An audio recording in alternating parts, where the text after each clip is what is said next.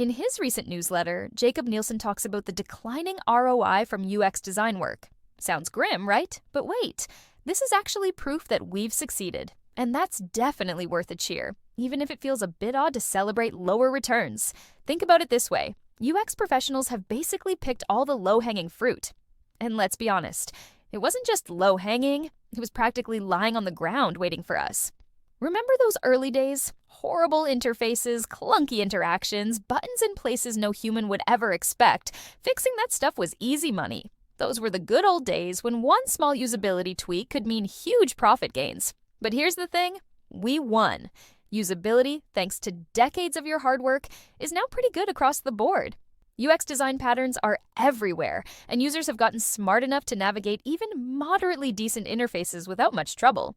Sure, designers occasionally slip up, and there's always a new grad determined to reinvent the wheel. Jacob's Law, anyone? Logically speaking, UX today is just normal. Let's break down this journey quickly. In the ancient times, before personal computers, roughly from the 1940s to 1995, usability was awful, but nobody cared because only specialists were using computers anyway. High training costs? Sure, but companies saw that as normal business expense. UX roles were practically non-existent. Just ask anyone who tried to use a mainframe in the 80s. Good UX was like Bigfoot, rumored to exist but rarely spotted. Then came the glorious web explosion era from 1995 to about 2020. This was UX's golden age. Jacob Nielsen charged ridiculous consulting fees for half-day website reviews that doubled clients' conversion rates overnight.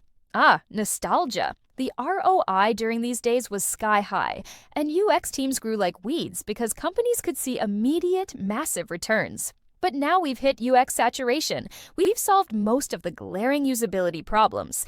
Any remaining improvements are tough to spot, costly to research, and harder still to implement.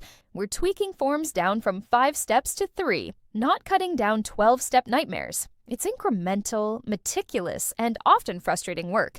UX isn't cheap anymore, and those massive ROI jumps are rare. So what about AI? Will it rescue UX-ish ROI? Well, briefly, yes. AI tools will undoubtedly boost UX workers' productivity, making research and design faster and cheaper.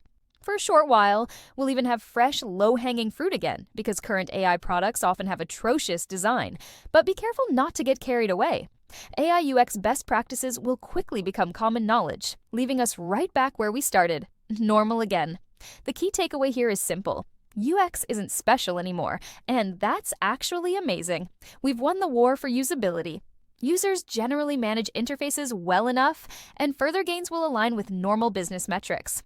UX professionals, our job now is less about revolution and more about steady, incremental progress.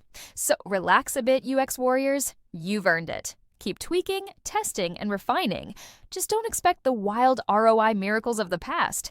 After all, being normal is actually a sign of our success, and that's definitely something to smile about. Please like my video and head over to Jacob Nielsen's UX Tigers website to subscribe to his email newsletter so that you don't miss any of his hot takes on where we're going.